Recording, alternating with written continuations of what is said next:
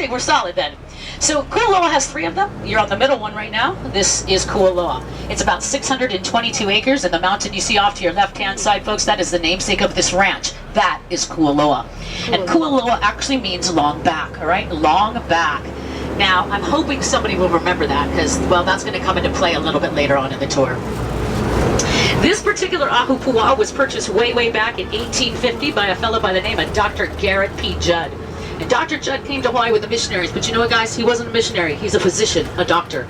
And he came here to help the Hawaiian people who were suffering from diseases of which they have no immunity. Measles, mumps, chicken pox, whooping cough, that kind of stuff. But he falls in love with Hawaii, falls in love with its cultures, its traditions, learns the language fluently, and eventually renounces his U.S. citizenship so that he could stay here and work with the monarchy. So he and King Kamehameha III, they become great friends, both personally and professionally. So when the king sells him the Oahu Pua'a, he sells it for the whopping price, $1,300. That's like airfare for some of you guys, ain't it? Yeah? All right. A couple years later, his son Charles and his son-in-law, they buy the land for the dad. The boys want to grow sugarcane out here. Planting sugarcane throughout this entire Oahu Pua'a, and then they built this. On your right-hand side, ladies and gentlemen, that is the very first sugar mill on the island of Oahu. We're not the first sugar plantation, but we are the very first sugar mill. It is made of lava rocks, and the mortar holding it together is crushed coral.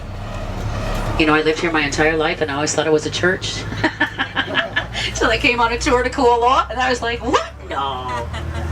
That big old slab of cement that many of you are looking at, that's a big old slab of cement. Guys, don't take any pictures of that one, all right? All right. Well, the sugarcane thing, it doesn't last very long. You see, it was only about 8 years. Now, that's because it was too dry, too arid, and really probably too salty to grow sugarcane right here. So the boys, well, they got to come up with a new venture. And what they settled on was cattle ranching. And Kualoa has been a cattle ranch ever since. So we do have over 600 head of cattle out there. You guys will probably get to see some of those today.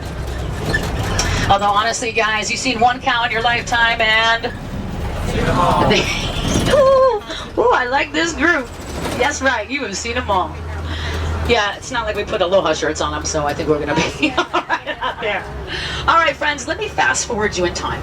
The date is now December 7th, 1941. Does anybody remember what happened on that day? Pearl Harbor gets bombed. Well done. Most people know it. What many people don't know is 6 minutes prior to the bombing of Pearl Harbor, Kaneohe Marine Base got hit, as did Schofield Barracks on the North Shore. So what this does is it makes the military realize that the entire eastern side of Oahu is actually vulnerable to attack. So what the military did under martial law is they seized this Oahu Pua'a. They took this land, and then they built a runway. 6,500 feet the runway was. It ran parallel to the Kamehameha Highway. That's the road everybody came out here on today, all right? And they needed a runway because also located here were the Lockheed P-38 Lightning aircraft. And there were about 8 of those here at any given time. Now, for those that don't know, a P-38 is an aircraft that's been designed to be a long over-the-water fighter, bomber, or reconnaissance aircraft. And the ones that were here were used in the reconnaissance capacity right here all through the Pacific Theater. But, of course, we do have remains of when the military occupied the land.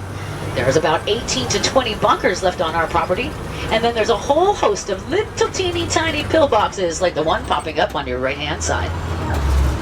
Now, ladies and gentlemen, if we were to go in this pillbox right now, we'd find ourselves in a room that's about 12 by 12 feet, or about 4 by 4 meters. And in there with us, guys, all those creatures that like dark, damp, clammy places. You know what I'm talking about? Cockroaches, spiders, centipedes. Yo, guess what we are not doing today? We're not going in one of those. We are gonna. You guys are gonna be allowed to go into a bunker here very, very shortly. All right. The next 3 bunkers coming up on your right worked in unison.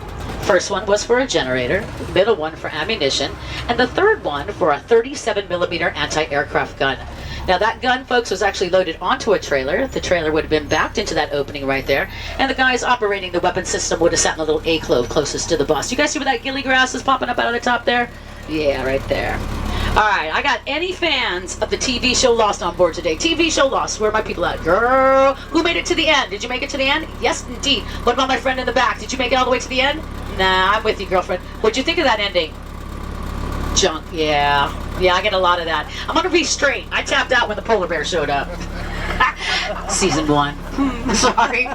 But season 4 takes place. Season 4 takes place right here off to your left-hand side. That bunker, my friend, Lost fan lady. Season 4. Yeah, and I'm gonna tell you something that looked a whole lot bigger on TV too. A whole lot bigger. You guys ever hear that phrase, TV ads 10 pounds? You ever hear that? Okay, there's truth to that, my friend. There's truth to that. Now, another thing they're going to do when they come out here to film, and I actually watched them doing this during the making of Hawaii Five-0, if an area of which they're filming isn't lush enough, they're actually going to truck in potted plants. They're going to stage the potted plants all around the set. They're going to do the shoot, and once it's done, back on the truck and off they go. So sometimes, my friends, when you're looking at something and it doesn't look quite right to you, I want you to think potted plants, okay? Yeah, think potted plants. Right now, though, we're going to head on up to Battery Cooper.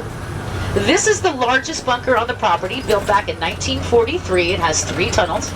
2 are horizontal, 1 is vertical.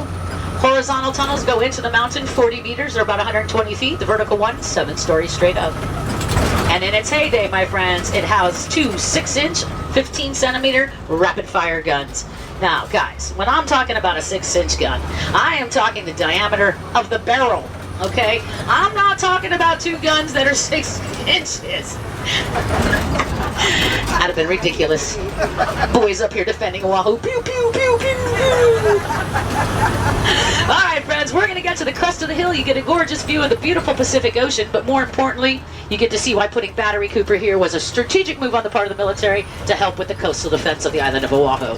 This is stop number 1, my friends. We're going to be required to put on your mask before you go into the bunker, or at least wear it while you're in there. When you come out, you can take it off again. Now, friends, we only got 15 minutes up here, so I recommend do not bum rush the railing and go take pictures of the Pacific Ocean, because that's going to be here when you get it back, okay? I recommend you go ahead and go through the bunker, and when you go through the bunker, guys, on your first right-hand turn, you're going to see a big sign that says Hollywood.